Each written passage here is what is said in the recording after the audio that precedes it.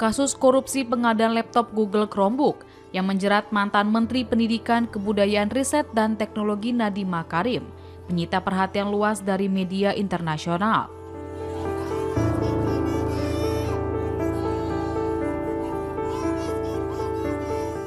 Pengadilan Tindak Pidana Korupsi atau Tipikor Jakarta menjatuhkan vonis 10 tahun penjara kepada Nadiem Makarim setelah dinyatakan bersalah atas kasus korupsi, lapor Associated Press pada Selasa 30 Juni 2026.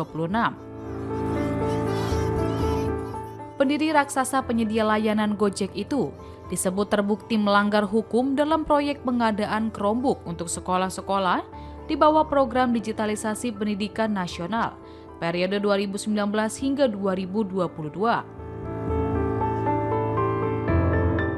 Selain hukuman kurungan fisik, sosok yang menjabat sebagai menteri dari tahun 2019 hingga 2024 ini dijatuhi denda sebesar 1 miliar rupiah. Serta diwajibkan membayar uang pengganti kerugian negara sebesar 809,6 miliar atau sekitar 45 juta US dollar.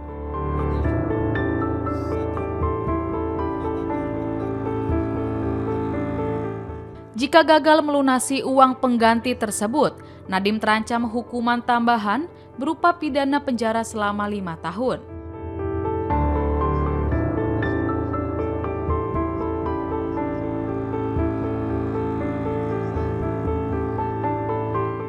Adapun vonis ini lebih rendah dari tuntutan jaksa penuntut umum yang meminta hukuman 18 tahun penjara dan uang pengganti senilai 5,6 triliun rupiah.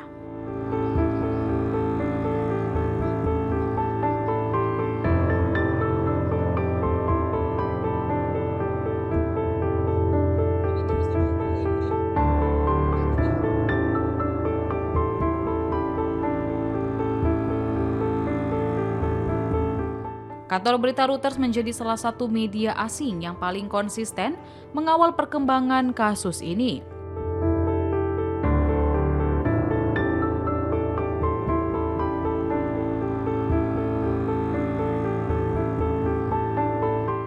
Sejak memasuki tahap penyelidikan oleh Kejaksaan Agung RI pada September 2025, penetapan tersangka hingga putusan pengadilan.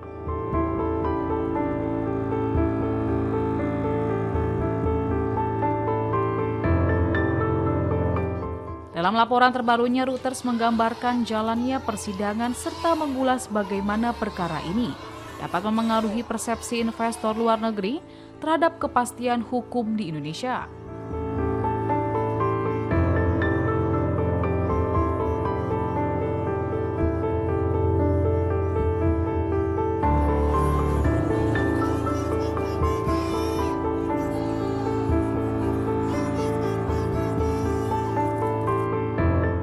Sorotan serupa datang dari AP, menjelaskan Nadiem divonis bersalah karena menyalahgunakan wewenang.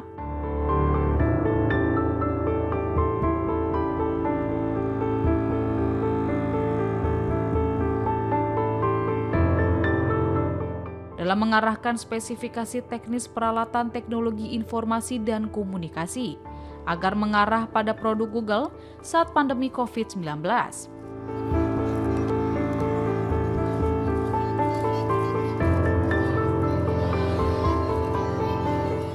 AP juga menekankan sikap Nadiem yang tetap menyatakan dirinya tidak bersalah dan siap menempuh upaya hukum lanjutan.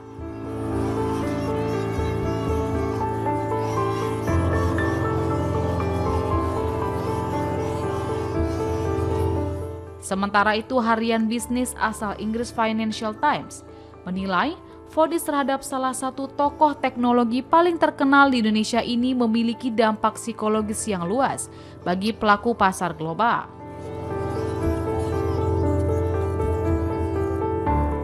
Laporan mereka menyoroti masalah tata kelola pemerintahan atau governance, serta hubungan sensitif antara sektor korporasi teknologi dan jajaran birokrasi.